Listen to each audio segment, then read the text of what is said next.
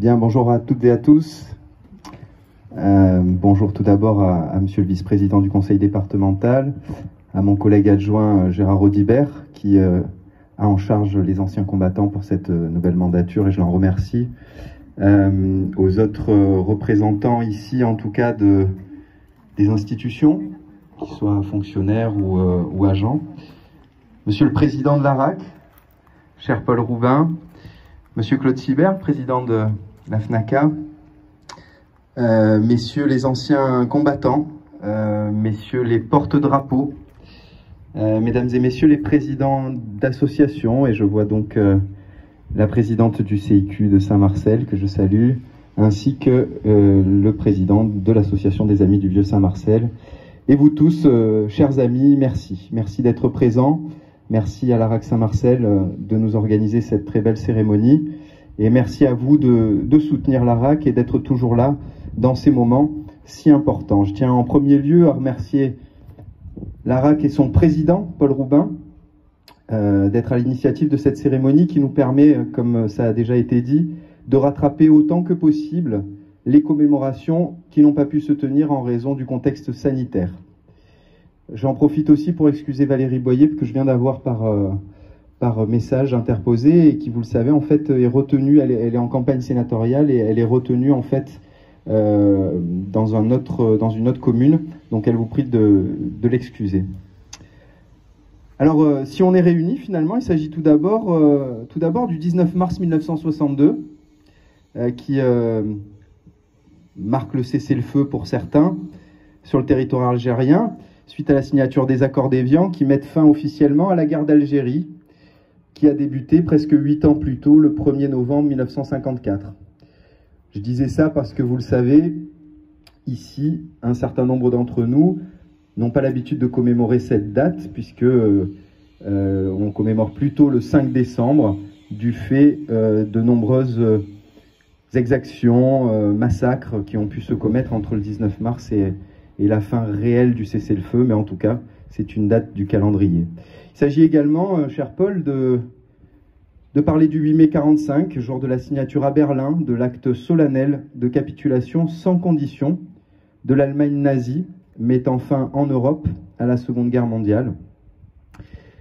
Durant la période de confinement, nous avons tout de même pu organiser en comité restreint à la mairie de secteur une petite cérémonie à l'occasion du 75e anniversaire de la victoire du 8 mai 1945, qui marque à la fois la victoire des Alliés contre la barbarie nazie, mais aussi celle de la résistance et des forces françaises libres.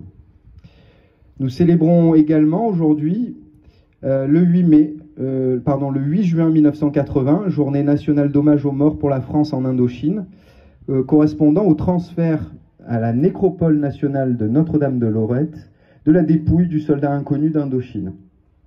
La nation rend ainsi officiellement un hommage à nos combattants d'Indochine, une guerre de 8 ans menée à l'autre bout du monde qui emportera près de 100 000 soldats de l'Union française. Et enfin, nous sommes réunis aujourd'hui pour commémorer le 18 juin 1940, date du premier discours prononcé par le général de Gaulle à la BBC depuis Londres, qui restera inscrit dans l'histoire comme l'appel du 18 juin. Cet appel du 18 juin, c'est un appel à la résistance, dont la flamme ne doit pas s'éteindre et ne s'éteindra pas, disait-il. La France a perdu une bataille, mais la France n'a pas perdu la guerre, car cette guerre est mondiale.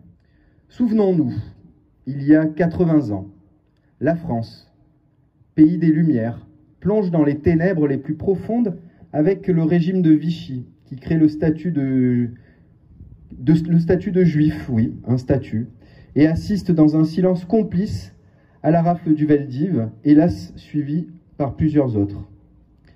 Dans cette sombre période, des voix dissonantes et courageuses viennent condamner les exactions et les violations du régime en place.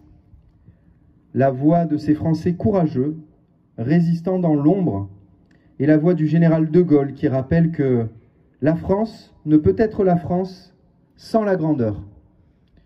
Symbolisant les 3 conflits qui ont emporté tant de nos combattants, la Seconde Guerre mondiale, l'Indochine et l'Algérie, le parcours du général Marcel Bijard est pour nous éclairant. Marcel Bijard, fait prisonnier par les Allemands le 25 juin 1940, parvient à s'évader et à rejoindre la zone libre pour participer à la résistance intérieure française comme parachutiste de l'armée française de la Libération.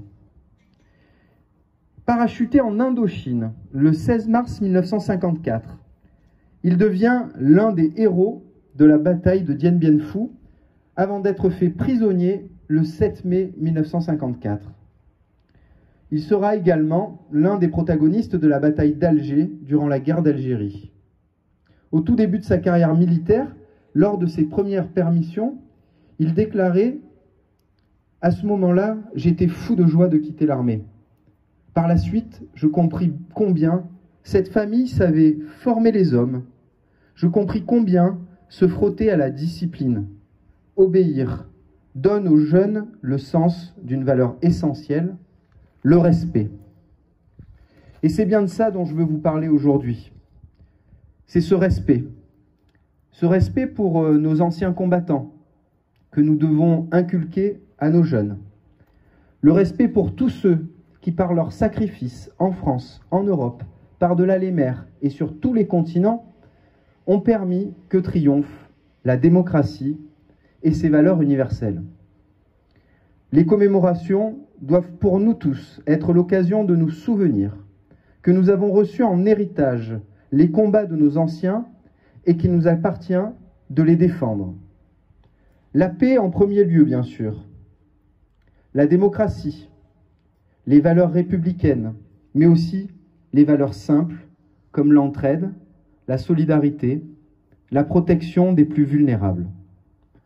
En temps de crise, comme celle que nous traversons actuellement, nous voyons combien ces valeurs-là sont le socle même de notre communauté nationale, de notre volonté commune de vivre ensemble. Alors, sachons nous en montrer les dignes dépositaires. Vive la République et vive la France. Merci, monsieur le maire.